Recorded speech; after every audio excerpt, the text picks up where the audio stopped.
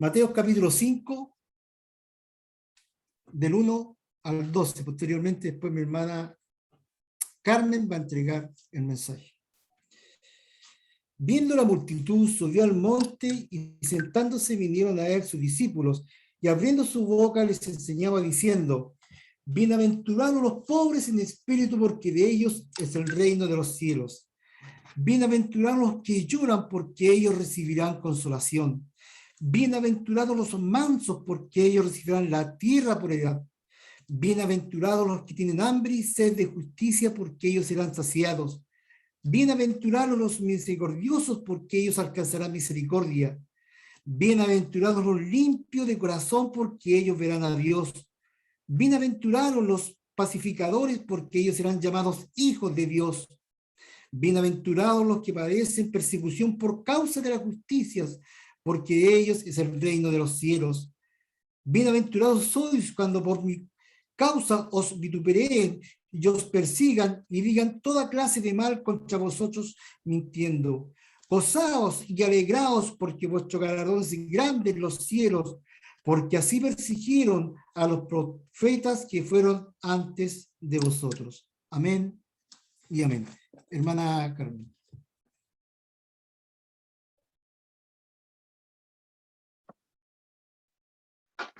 Hola, querida familia en Cristo, les saludo en el amor de Cristo. Doy gracias al Señor porque me permite compartir la palabra. Escuchaba las alabanzas y hay una que nos invitaba a alabar a Dios aún en medio de las circunstancias. Creo que ustedes y yo no hemos tenido una semana fácil. Personalmente estuve muy complicada emocionalmente, físicamente, ante situaciones de partida de personas cercanas a mi persona, pero doy gracias al Señor porque en medio de todo la palabra nos anima a seguir adelante, para hacer testimonio, para fortalecer nuestra fe en el Señor. Y pensando esto, el Señor trajo a mi corazón este pasaje que tal vez es muy conocido por nosotros, Mateo 5, las bienaventuranzas. Oramos y leímos la palabra, ¿cierto? Y confiamos en que el Señor va a hablar a nuestros corazones. Siempre estamos dispuestos a que el Señor hable, fortalezca, nos corrija a través de su palabra, porque ella es la regla de vida para el pueblo de Cristo. Así que, ¿qué decir? Nada nuevo bajo el sol, ¿cierto? Ya que cada día nosotros estamos viviendo diferentes situaciones y adversos, vemos las noticias y no hay noticias buenas, es como tal vez es un repetir en que no dan ganas de ver noticias porque no todo es tragedia, todo es caos, todo es desesperanza, ¿ya? Y con eso los seres humanos se resisten a tener que pasar por situaciones de carencia, situaciones de dolor, situaciones de inestabilidad social, ¿cierto? O trabajo. Todos queremos vivir tranquilos, estables y felices. Nadie quiere sufrir. Pero estas contradicciones son parte del mundo en general y que aún afectan al pueblo de Dios. Sabemos que como seres humanos heredamos la naturaleza pecaminosa, o sea, el pecado. Esto a muchos no les agrada escuchar que son pecadores, que son malos, que tienen pecado, que piensan en sí mismos, pero es una gran realidad. Pero ante esta gran realidad, Dios suplió la respuesta a todo esto que el ser humano tiene que enfrentar. Jesucristo vino al mundo a salvar a los pecadores. Y Pablo decía, entre los cuales yo soy el primero. Y yo creo que usted y yo como hijos de Dios dijimos un día, sí, yo soy el primero que necesito a Jesucristo para tener esperanza, no solo en esta vida, sino en la eternidad. Amén. Entonces, ante esto, solo tenemos dos opciones. ¿Estás con Cristo o estás en contra de Cristo? Para aquellos que siguen a Jesucristo, Él nos muestra el camino a seguir, pero también muestra el fin de aquellos que le rechazan. Entre todo lo que Cristo enseñó a sus discípulos están las bienaventuranzas. Estas fortalecieron la vida de los primeros cristianos y sin duda lo harán con nosotros hoy, mañana y siempre. Hoy en realidad meditaremos un poquito en estas. Son varias, tal vez no alcancemos a terminar, pero es importante que, como les decía yo, que el Señor hable a nuestros corazones, nos conforte y nos anime con su palabra. ¿Saben? Una de las cosas que les voy a compartir para comenzar un testimonio. Yo compartí el testimonio de Ruth en mi jardín. Y mi colega principalmente quedó muy impresionada por lo que ella dijo en ese audio. Y mi colega no lo podía creer, cómo esta mujer en la situación que estaba viviendo podía tener calma y podía honrar al Señor. Y tuvimos una conversación donde yo tuve la oportunidad de compartirle del amor de Cristo. ¿Por qué ella estaba tranquila? Luego tuvimos la noticia también de que el papá de mi directoria partió a la presencia del Señor y nuevamente ella estaba así como, ¿pero qué sucede? ¿Qué cosa?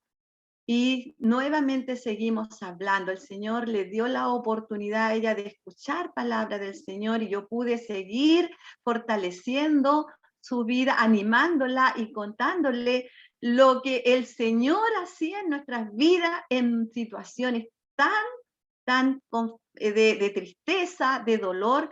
Él traía la paz.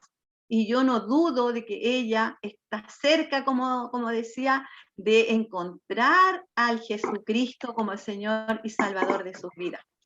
Muchas veces, como decimos, nosotros no queremos pasar por tiempos de conflicto, de tristeza, de dolor, porque no es bueno, no es grato, pero Dios lo permite para que nosotros fortalezcamos nuestra fe y podamos tener la oportunidad de comentar a aquellos que están sin esperanza de que ellos pueden llegar a conocer a Jesucristo. Y ese es el motivo por el cual Dios nos hace pasar por estas situaciones.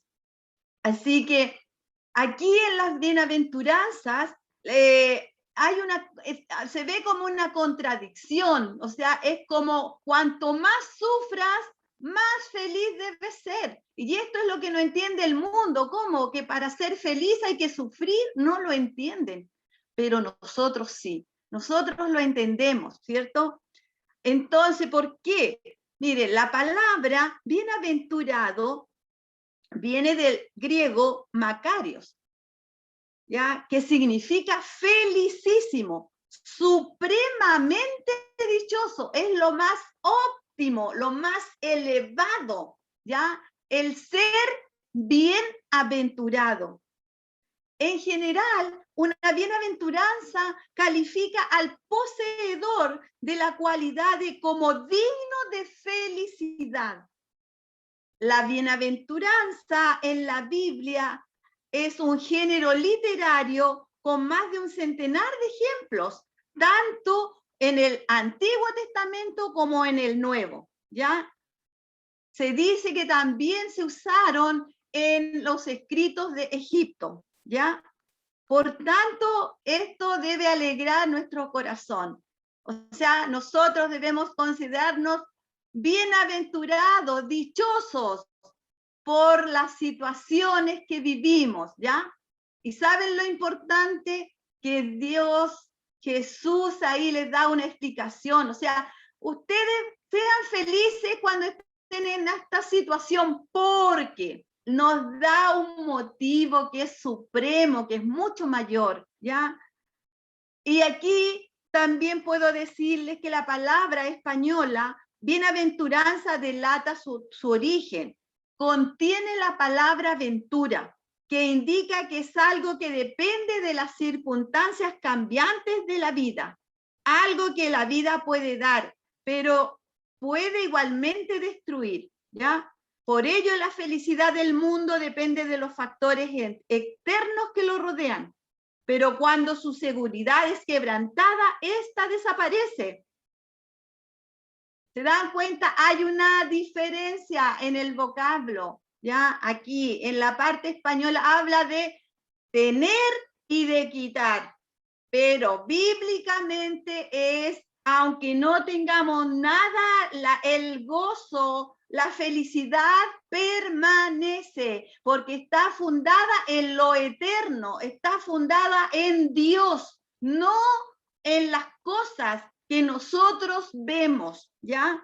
No es una cosa de sentir o no sentir, es algo de fe. Aunque sintamos que Dios no está a nuestro lado, nosotros creemos por la fe que Él está presente y eso nos hace ser bienaventurados, estar gozosos, ¿ya? Por eso dice que es diferente, ¿ya? ¿Por qué? Porque la seguridad o la bendición cristiana es totalmente inquebrantable e indestruible. Pablo decía, aunque estemos caídos, pero nos levantamos, derrotados, pero nos paramos y vencemos. A eso se refiere la dicha, el gozo. No significa que no vamos a tener tristeza que va frente a lo que vivamos, desilusiones, pero Dios permanece en nosotros, ¿ya? Podemos ver las bienaventuranzas desde 4 puntos tal vez. Podemos decir que las bienaventuranzas son códigos de ética para los discípulos y normas de conducta para los creyentes, ¿ya? Normas de conducta. Nosotros debemos cambiar actitudes, debemos ser de una manera aún frente la adversidad. Lo segundo es que las bienaventuranzas contrastan el reino de Dios con los valores humanos. Son totalmente diferentes, ¿ya? El número 3, podemos decir que contrasta también la fe superficial y la fe verdadera en Cristo. Hablamos de eso. Y lo 4, lo que se declara en el Antiguo Testamento se hace realidad o se cumple en el Nuevo Testamento. Por tanto, podemos decir que cada bienaventuranza declara que un grupo de personas que por lo general son considerados como afligidos, en realidad son bendecidos. Los bendecidos no tienen que hacer nada para obtener esa bendición. Jesús declara que ellos ya han obtenido esa bendición. ¿Y cuál es? El gozo, la dicha, la paz, la seguridad, ¿ya? Por tanto, las bienaventuranzas son primero que todo declaraciones de la gracia de Dios. De la gracia de Dios. No son condiciones de salvación, ¿ya? O planes de acciones para ganarse la entrada al cielo, ¿ya? Eso debe quedar muy claro. Nosotros debemos ser dichosos y gozarnos para honrar al Señor, para fortalecer nuestra vida y para bendecir al prójimo. De eso se trata. No es para ganar nuestra salvación. El Sermón del Monte comienza con estas bienaventuranzas y dice que multitudes seguían a Jesús, pero Jesús habla a sus discípulos y le da estas 8 declaraciones que comienzan con la palabra bienaventurados. Como decíamos, esta palabra declara un estado de bendición que ya existe, que ya existe. Y cada una de estas bienaventuranzas habla de cómo ser dichoso o feliz. Jesús se refiere al bienestar y gozo espiritual de los que participan en la salvación del reino de Dios, o sea, el pueblo de Dios. Usted y yo, la iglesia, porque somos nosotros que hemos recibido a Jesús como el Salvador de nuestras vidas y tenemos al Espíritu Santo en nuestras vidas como el Consolador. Por tanto, nosotros podemos llegar a entender, a comprender o a vivir dichoso aún en medio de cualquier circunstancia. Debe ser así, hermanos, porque somos diferentes, no porque seamos mejores, sino porque hemos llegado a creer en Jesús y tenemos al Espíritu Santo, el Consolador, el que nos guía, ¿ya? Por eso es la diferencia con el resto de las personas. Como decía, esta felicidad es inalterable, completamente independiente de todas las circunstancias externas de la vida que el hijo o hija de Dios pueda experimentar mientras viva. Debemos sentirnos dichosos, felices, porque Dios nos permite pasar por esto. ¿Saben? Hay una manera diferente. De los discípulos, ellos frente a esto se sintieron tentados a sentirse importantes, orgullosos y posesivos porque Jesús le dijo esto. Pero hermanos, no debe ser así. No debe ser así. Todo lo contrario, nosotros debemos ser sencillos, humildes, porque la gracia de Dios nos alcanzó. La gracia de Dios nos alcanzó. Y en la primera instancia habla de bienaventurados los pobres de espíritu. Y está la razón. Y está, vamos a decir, el motivo o lo que se va a recibir. Los que se reconocen ser pobres de espíritu, porque de ellos es el reino de los cielos. ¡Qué maravilloso! Si nosotros como cristianos entendiéramos esta sola frase, qué diferente sería nuestra vida. Todas las bienaventuranzas, como les decía, hacen eco a las palabras dichas por los profetas en el Antiguo Testamento. Isaías 61 nos habla, el Espíritu de Jehová, el Señor está sobre mí, porque me ungió Jehová, me ha enviado a predicar buenas nuevas a los abatidos, a vendar a los quebrantados de corazón, a publicar libertad a los cautivos y a los presos, apertura de la cárcel. Cuando Jesús empieza su ministerio, entra en la sinagoga y lee esta misma palabra, y una vez que termina dice, hoy se ha cumplido esta palabra, porque Jesús venía a cumplir ese ministerio, a sanar, a dar vida, a salvar. Por tanto, aquí cuando hablamos de pobres, no solo es una situación pobreza material, sino pobreza de sentirse necesitado de Dios. La palabra pobre proviene del griego petojos. Disculpen si no la pronuncio bien, ¿ya? Y se refiere a una persona que carece de posibilidades de vivir dignamente y no tiene absolutamente nada, ni siquiera un trabajo para proveerse. O sea, es un verdadero indigente. En este sentido, son las personas pobres que por su misma situación de escasez generalmente, aunque no siempre, deciden poner su confianza en Dios. Ya también se puede aplicar a eso, a la pobreza, pero va más allá. Jesús dijo pobreza espiritual, ¿ya? Por tanto, como decimos, la palabra pobres en espíritu se refiere a aquellas personas que no tienen orgullo espiritual, ¿ya? Que no, las personas no aquellas que se sienten orgullosas, sino todo lo contrario, ¿cierto?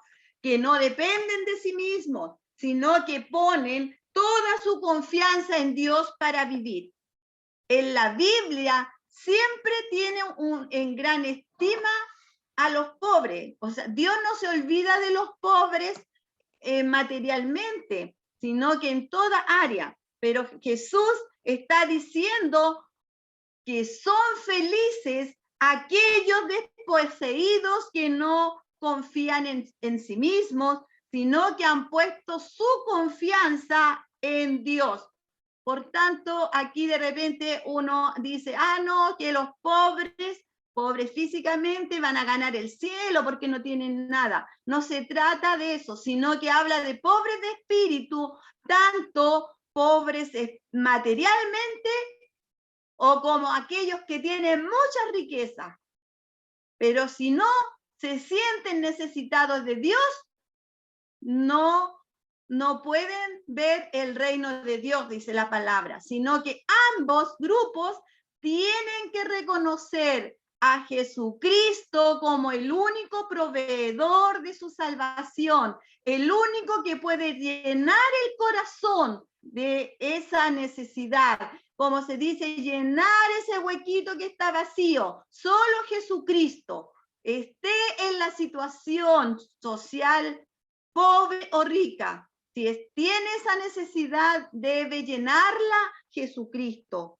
Por tanto, ya los hijos de Dios que comprenden este gran principio espiritual ya no dependen de las cosas que el mundo les ofrece. Ni siquiera confían en ellos mismos. Su confianza está en Dios.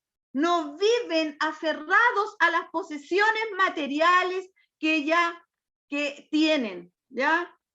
Sino que ellos entienden que aunque son necesarias, estas no le darán la verdadera felicidad, ¿ya? Son necesarias, pero no darán la verdadera felicidad. Y que ellos están conscientes también que en cualquier momento estamos propensos a perder todo lo material, o ya sea por cualquier situación, ¿cierto?, que ajena a nosotros o que nos enfrentemos, o también dejar todo esto porque tenemos que partir a la eternidad y allá nos vamos sin nada, ¿ya? Reconocen que su única posesión eterna es el reino de los cielos. Juan 14:6, este pasaje tan conocido, Jesús nos dio la promesa: voy pues a preparar morada en los cielos para que estén eternamente conmigo y ya no tendrán falta de ningún bien, vivirán eternamente. Apocalipsis también lo dice, que ya no habrá llanto, no dolor, ni tristeza, porque Dios lo es todo.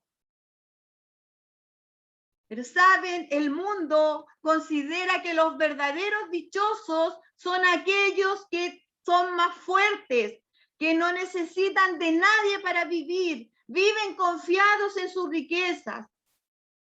Hoy vemos que el mundo o las personas dedican tanto tiempo para ganar o adquirir dinero, posesiones, para sentirse feliz.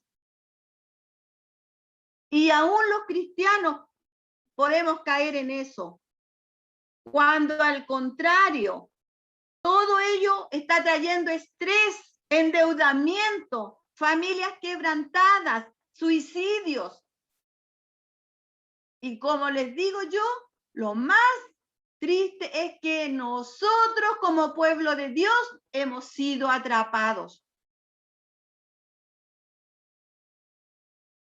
No digo que esté malo eso, sino que lo que tenemos que tener cuidado es no llegar a los extremos, sino que pedir sabiduría a nuestro Dios y Padre para ser buenos administradores de lo mucho o poco que recibimos, para adquirir lo que realmente necesitamos. Eso es lo que quiere Dios. Dios no nos dice, quédate pobre, no hagas nada. No, sino que debemos pedir sabiduría y gracia para administrar lo que Dios nos ha dado, sea mucho o sea poco. Esta bienaventuranza implica el hecho de que el hombre reconozca su profunda necesidad y dependencia de Dios. Solo cuando esto ocurre, el hombre puede acercarse a Dios y ser ciudadano del reino. La palabra dice, mi mano hizo todas estas cosas, y así todas estas cosas fueron. Jehová dice, pero miraré a aquel que es pobre y humilde de espíritu y que tiembla a mi palabra. Pablo dijo, sé vivir humildemente y sé tener abundancia. En todo y por todo estoy enseñado, así para estar saciado como para tener hambre, y así para tener abundancia como para padecer necesidad. ¡Qué maravilloso! Pablo sabía, tenía equilibrio. Él se gozaba cuando tenía recursos y también se gozaba cuando no los tenía. William Barclay dice, la bienaventuranza del que es consciente de su propio y total desamparo y que ha puesto toda su confianza en Dios, porque sólo así puede rendirle aquella perfecta obediencia que le hará ciudadano del reino. ¡Qué maravilloso! El Señor quiere eso para nosotros. La segunda bienaventuranza dice, bienaventurados los que lloran porque ellos recibirán consolación.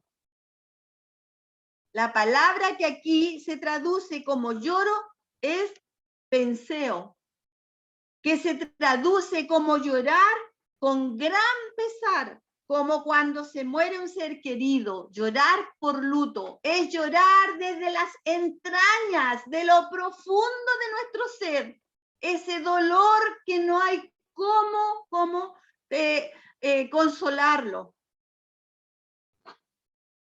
Esta bienaventuranza se puede entender desde un punto de vista de aquellos que sufren ante las injusticias de este mundo, con la esperanza que recibirán la consolación de Dios. Por lo general, las personas no creen que llorar sea una bendición. Siempre el llorar se cataloga como debilidad, ¿cierto? Y a los hombres se les ha enseñado casi desde siempre y desde chiquitito, no llores porque tú eres hombre. Tienes que ser fuerte, valiente. Pero la palabra aquí nos dice que incluso nos motiva a clamar, a gemir, sea hombre o sea mujer. Sacar lo que tienes adentro, porque eso te hace bien, es saludable. El guardarse las cosas aquí no es bueno. Hay estudios que dicen que la mayoría de los hombres mueren por un ataque, por ataques cardíacos, porque se han guardado tanto aquí en el corazón que el corazón no resiste y le da un patatún y se va. Las mujeres nos catalogamos en la mayoría por ser más lloronas. Pero varones, no tengan temor de llorar ante el Señor. Exprésenle su dolor, exprésenle su tristeza. ¿Por qué? Porque aquí la palabra dice que aquellos que lloran recibirán consolación. Hay una esperanza. Sufrimos, nos dolemos, lloramos, pero hay consolación. Esta bienaventuranza, como todas las demás, lanza una paradoja, como decíamos, en este mundo. En el cristianismo, las grandes recompensas vienen después de un tiempo de prueba y angustia. ¿Lo cree usted? ¿Lo ha vivido?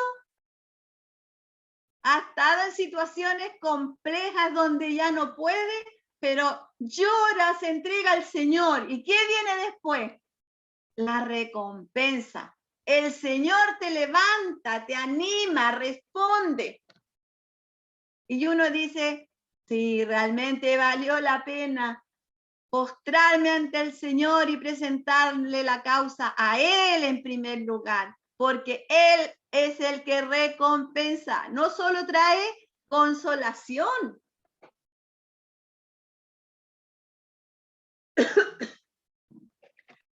Jesús dijo, de cierto os digo, que si el grano de trigo no cae en la tierra y muere, queda solo, pero si muere, lleva mucho fruto.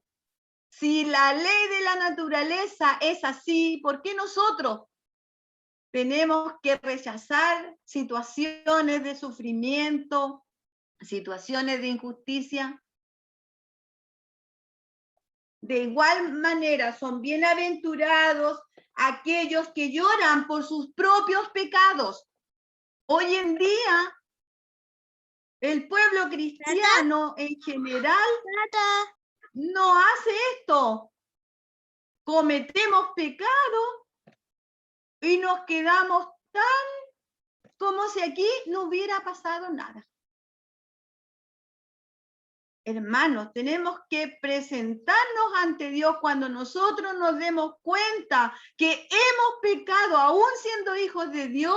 Tenemos que llorar ante nuestro pecado y pedirle perdón al Señor. Reconocer que hemos pecado, solos ahí en nuestra habitación, para que el Señor nos perdone, nos limpie y podamos sentir el perdón de Dios. Dice, los sacrificios de Dios son el espíritu quebrantado. Al corazón contrito y humillado no despreciarás tú, oh Dios. Amados, cuando vamos ante el Señor y nos presentamos ante Él y confesamos nuestros pecados, Él no va a estar con un látigo, no va a hacerse el sordo, sino que nos va a conceder el perdón. Como digo yo, la segunda, tercera oportunidad. Y nos va a perdonar porque Cristo murió por nuestros pecados y Jesucristo intercede arriba en los cielos.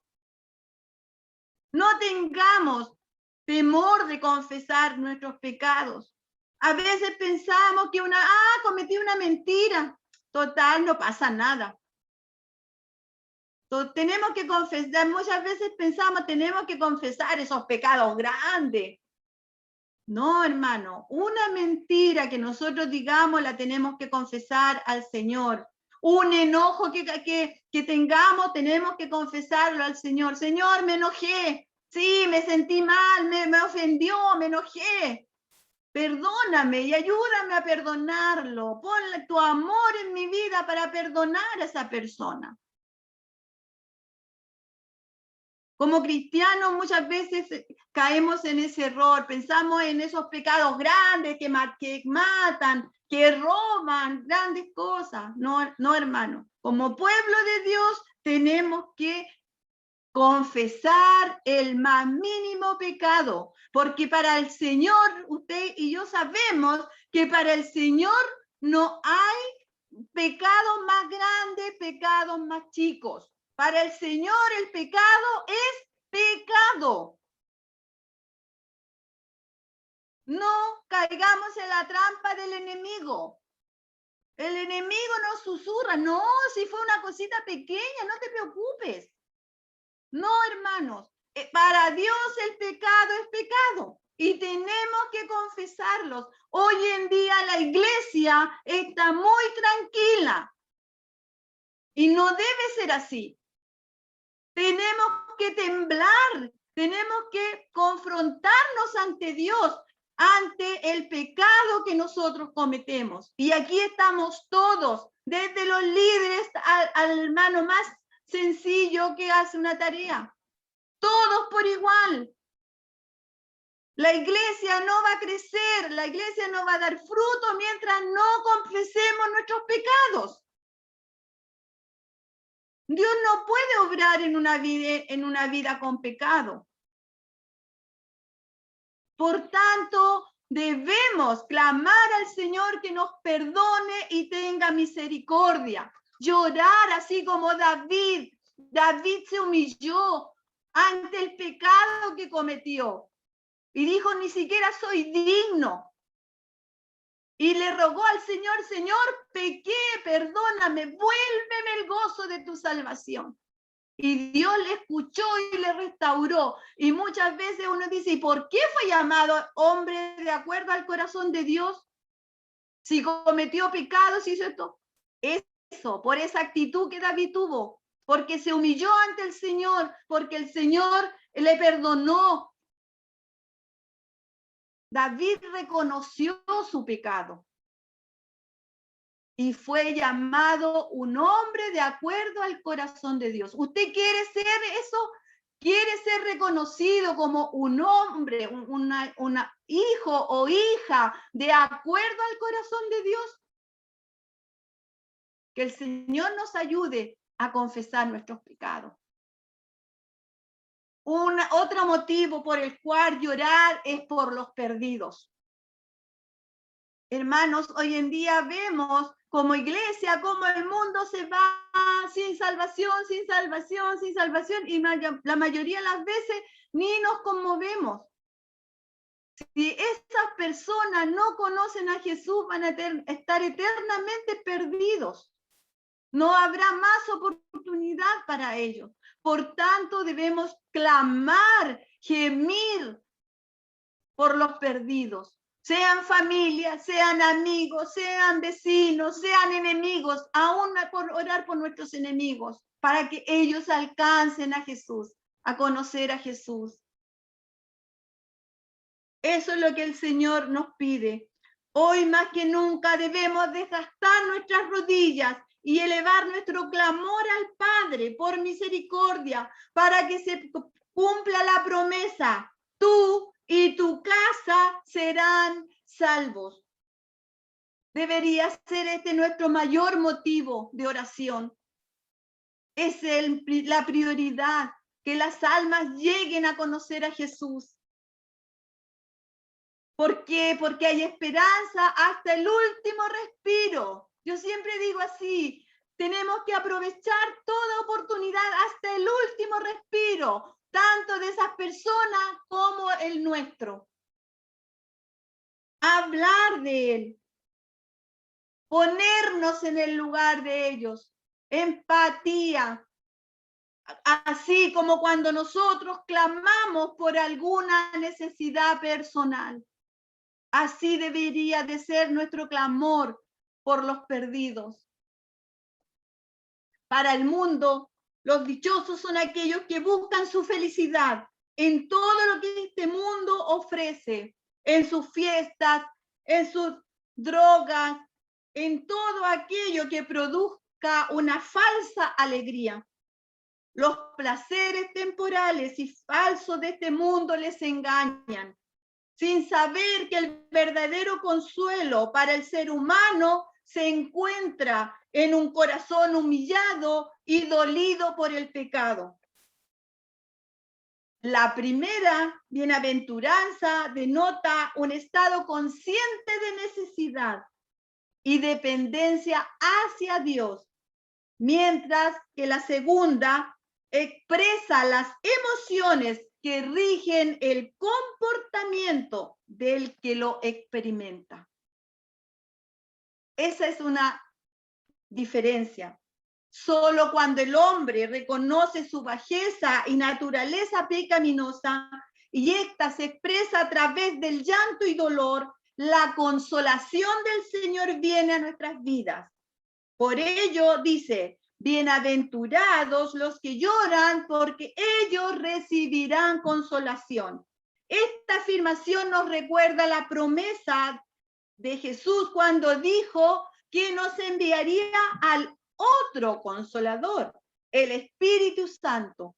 Solo cuando el Espíritu Santo de Dios mora en nuestro corazón, conocemos la verdadera consolación para nuestras vidas y para aquellos que conocerán a Jesucristo como su Salvador personal.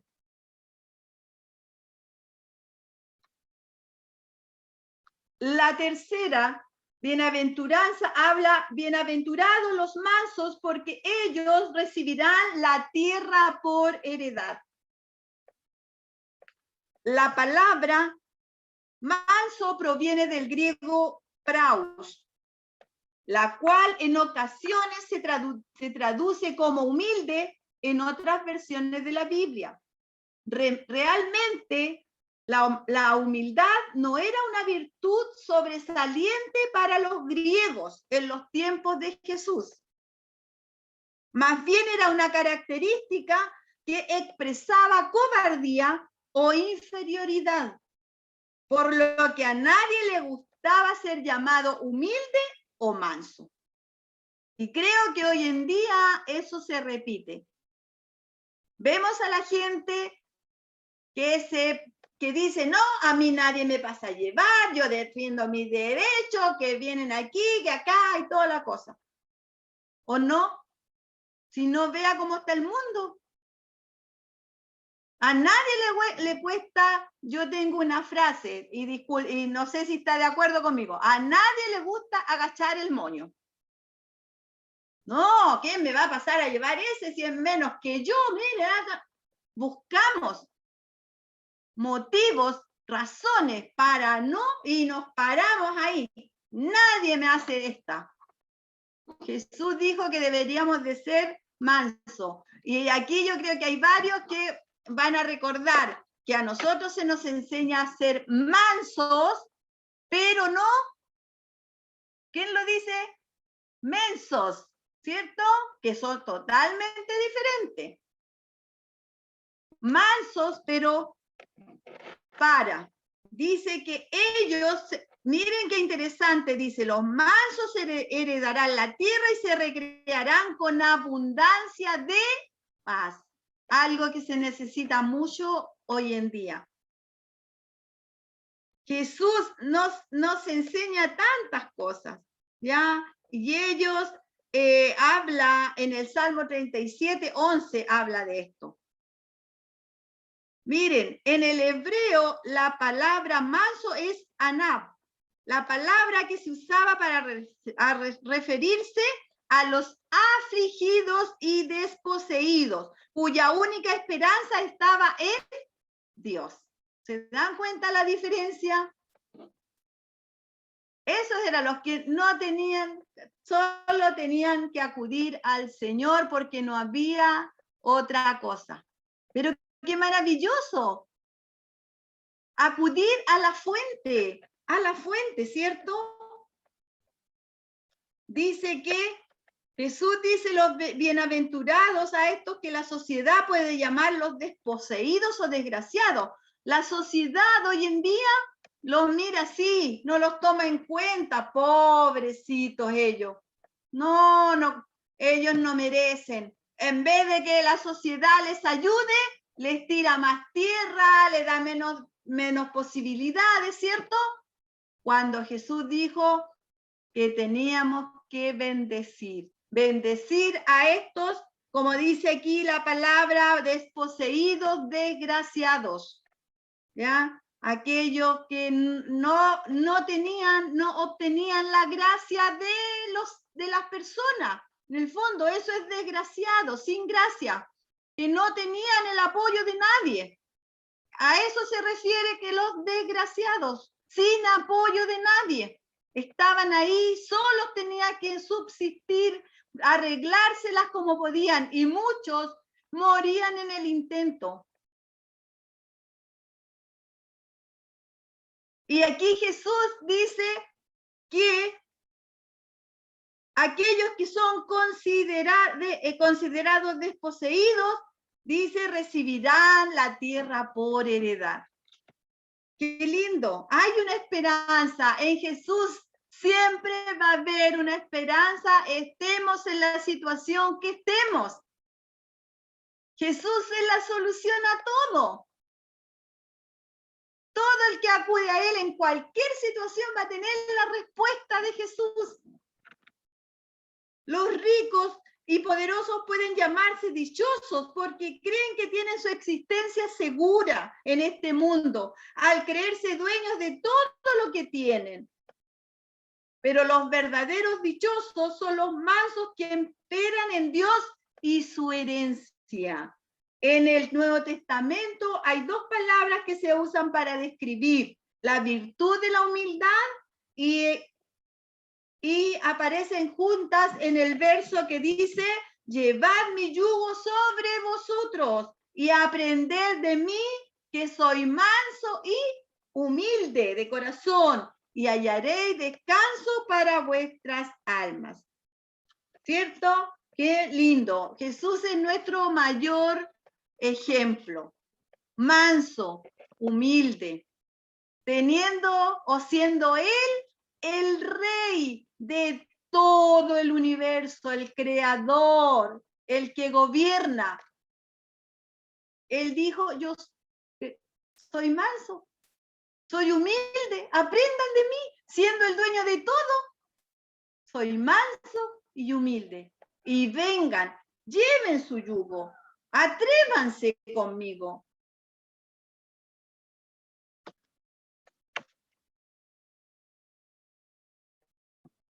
Dice aquí un Rick Warren, algunos lo conocen, él dice: humildad no es pensar menos de ti, sino menos en ti. ¿Ya? Habla de esta. Ya, es que las personas, el ser humilde, describe a una persona o tiene que ver con un concepto equilibrado de sí mismo, ¿ya? O sea, ni muy alto ni muy bajo. Reconocer tus cualidades, dice, ¿ya? Reconocer tus cualidades, tus habilidades, pero también reconocer tus debilidades, ¿ya? Tus limitaciones, tus imperfecciones. Jamás estar por encima de los demás, pero tampoco se llegue a considerar como menor, ¿ya? Estas son virtudes contrarias a lo que el mundo suele practicar, pero no son, ¿cierto? Para el Señor, que nos dice: Dios exalta a los humildes, ¿cierto? Y humilla a los impíos.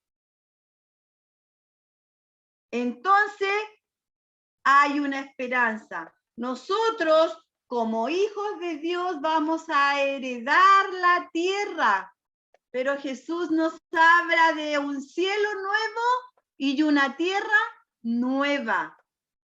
Tenemos que pensar que vamos a tener una herencia, podríamos decir así, celestial, incorruptible en los cielos. Quiero terminar tal vez con una anécdota para que ustedes ahí mediten.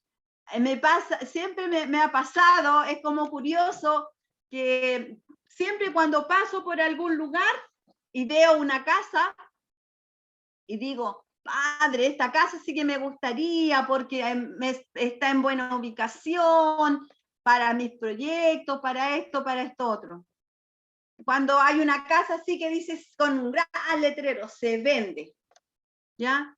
Y yo le digo, padre, me gustaría, pero humanamente no tengo ni un peso como para comprarla. Si tú me la quieres, me la regalas. Pero siempre miro y digo, podría ser para mis proyectos y todo. ¿Y saben lo que pasa?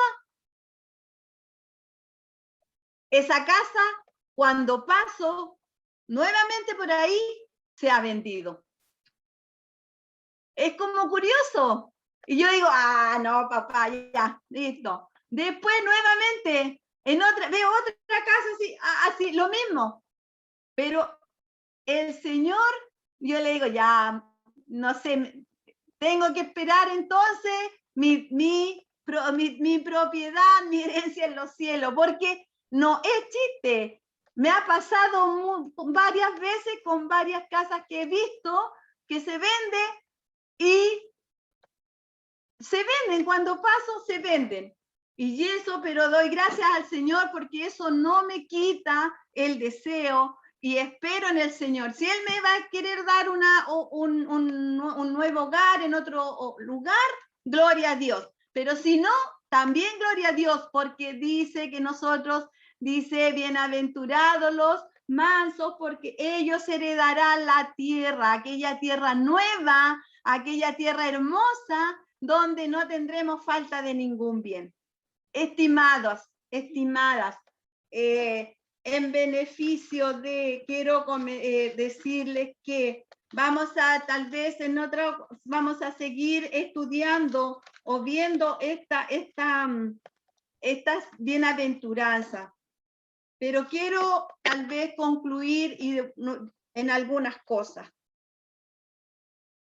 La palabra de Dios nos entrega claramente la respuesta ante la invitación a seguirle.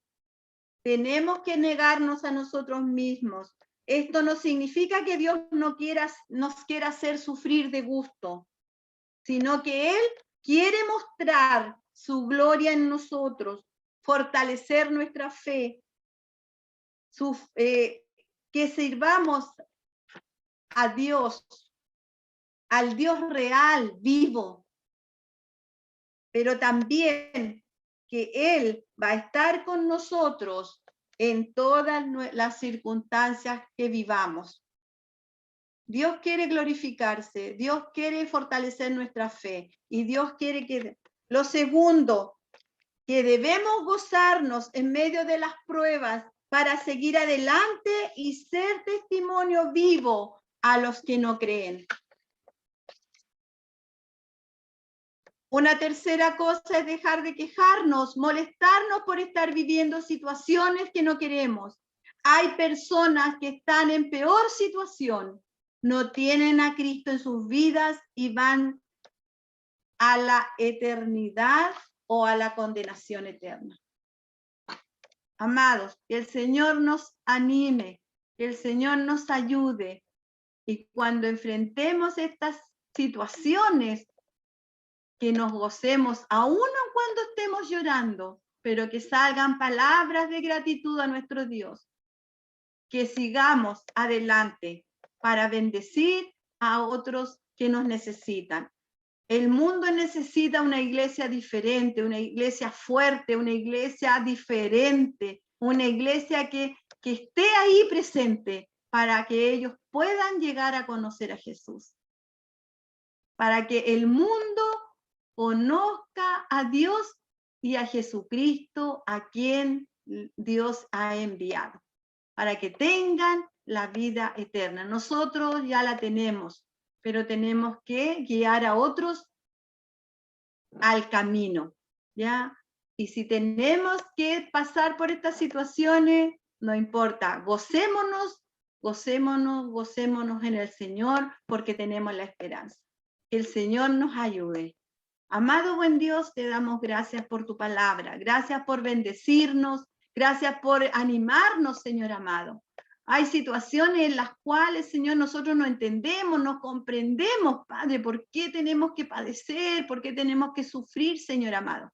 Pero si tú lo hiciste, Señor, tú sufriste tal vez más que nosotros, pero venciste en la cruz del Calvario, clavaste nuestro pecado y nos diste la salvación, la vida eterna. Padre, oramos para que como iglesia, como primera, podamos estar ahí, Señor, firmes, unidos, bendiciéndonos unos a los otros, Señor amado. Que sea una iglesia viva, una iglesia diferente, una iglesia donde todos quieran ser parte de ella, Señor. Ayúdanos en esta semana porque no sabemos, Padre, qué vamos a vivir. Pero si tenemos que pasar situaciones complejas, Señor, que tú te hagas tan real en nuestras vidas para estar ahí, Señor, en la brecha, animando, Señor, y permaneciendo fiel. Muchas gracias, Padre, en el nombre de Jesús. Amén. Que el Señor les bendiga. Amén. Gracias, pastora, por este mensaje. Bienaventurados somos. Amén. Vamos a escuchar la última alabanza que tiene preparada el hermano Pablo. Nos hemos gozado a través de la alabanza y a través de la palabra que nos ha entregado nuestra pastora.